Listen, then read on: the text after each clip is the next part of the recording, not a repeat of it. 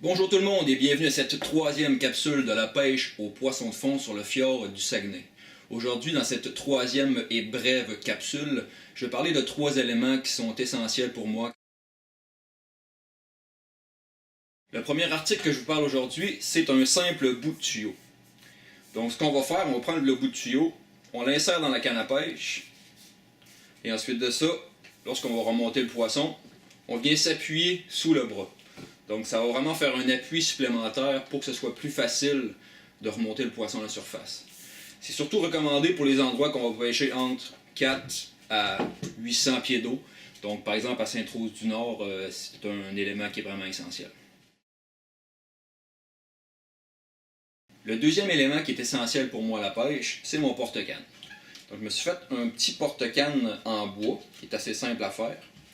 Pourquoi j'utilise un porte-canne? C'est quand je vais activer la colonne d'eau lors de la pêche. Lorsque j'ai terminé d'activer la colonne d'eau, je mets ma canne à pêche sur le porte-canne en équilibre. Donc aussitôt que j'ai une petite touche, donc mon bout de la canne va vraiment bouger. Donc c'est vraiment sensible.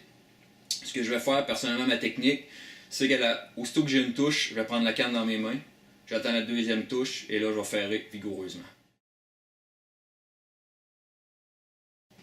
Le troisième élément que j'apporte à la pêche, ça peut paraître banal, mais c'est des pics à glace. Donc ça m'est jamais arrivé, mais je sais que ça arrive à chaque année qu'il y a une personne qui va tomber dans une craque, qui va tomber à l'eau. Donc je pense que c'est important d'avoir au moins ça avec soi.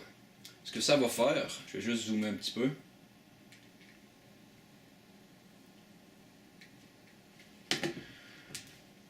Donc ce que ça va faire avec ces éléments-là, c'est une fois que je suis tombé à l'eau, je vais être en mesure de frapper avec ça sur la glace. Et lorsque je vais frapper, je ne sais pas si on voit bien, il y a un petit pic en métal qui va sortir.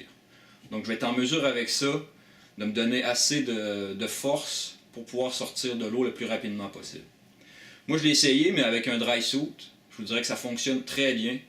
C'est sûr qu'en battant, il faut battre des jambes aussi et donner des grands coups pour aller piquer ça dans la glace. Mais c'est quoi qui fonctionne pour l'avoir essayé excessivement bien.